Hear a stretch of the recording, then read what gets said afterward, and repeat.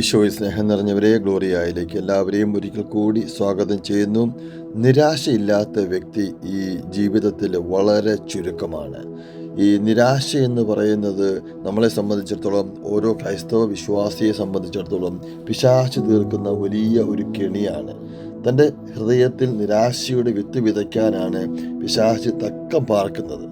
പലരും ഈ ഒരു കെണിയിൽ വീണു പോയിട്ടുണ്ട്. ജീവിക്കുന്നതിനേക്കാൾ നല്ലത് മരിക്കുന്നതാണെന്ന് ചിന്തിച്ച് നടക്കുന്ന കുറേ മനുഷ്യരെ നമ്മൾ നിത്യജീവിതത്തിൽ കാണാറുമുണ്ട്. നീ ഒരിക്കലും പിശാചിൻ്റെ കെണിയിൽ വീണു പോകരുത്.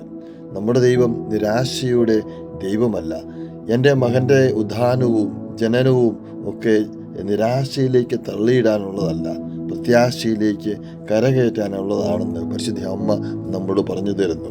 ഈശോയെ സ്നേഹം നിറഞ്ഞവരെയും, ഇന്നത്തെ നമ്മുടെ വചനം തന്നെ റോമ 15:13 പ്രത്യാശയുടെ ദൈവം നിങ്ങളുടെ വിശ്വാസത്താൽ സകല സന്തോഷവും സമാധാനവും കൊണ്ട് നിങ്ങളെ നിറയ്ക്കട്ടെ.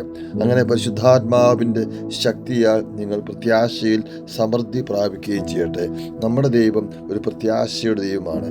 ഉണ്ണിയേശുവിനെ നമ്മൾ സ്വീകരിക്കാൻ ഒരുങ്ങുമ്പോൾ ലോകത്തിന് സമാധാനവും ഈ ലോകത്തിന് വിശുദ്ധമായ പ്രത്യാശയും ഒക്കെ നൽകുന്ന ഒരു ദൈവമാണ്. ഏതെങ്കിലും കാരണവശാൽ ഇന്ന് നിരാശയിലാണെങ്കിൽ നിരാശയെ ഓർത്ത് തമ്പുരാൻ്റെ മുന്നിൽ പറയണം, ദൈവത്തിൻ്റെ പരിശുദ്ധാത്മാവ് ഈ ഭൂമിയിലേക്ക് ഇറങ്ങി വന്ന് നമുക്ക് സമാധാനം തരുന്ന ഒരു ദൈവമാണ്. ഈശോ സ്നേഹം നിറഞ്ഞവരെയും, നമുക്കറിയാവുന്നതുപോലെ യെശയ്യാ 41:10 പറഞ്ഞു തരുന്നു, ഭയപ്പെടേണ്ട, ഞാൻ നിന്നോട് കൂടെയുണ്ട്, സംഭ്രമിക്കേണ്ട, ഞാനാണ് നിൻ്റെ ദൈവം, ഞാൻ നിന്നെ ശക്തിപ്പെടുത്തുകയും സഹായിക്കുകയും ചെയ്യും, എൻ്റെ വിജയകരമായ വലതുകൈ കൊണ്ട് ഞാൻ നിന്നെ താങ്ങി നിർത്തും. ഈ ഒരു വചനത്തെയൊക്കെ ഓർത്ത് പ്രത്യാശയോടുകൂടി ഏതെങ്കിലും നിരാശയിലാണെങ്കിൽ, ഭയത്തിലാണെങ്കിൽ, ബുദ്ധിമുട്ടിലാണെങ്കിൽ തമ്പുരാൻ്റെ സന്നിധിയിൽ ഈ ക്രിസ്മസിന് നമുക്ക് പ്രത്യാശയോടുകൂടി സമീപിക്കാം. ആമേൻ.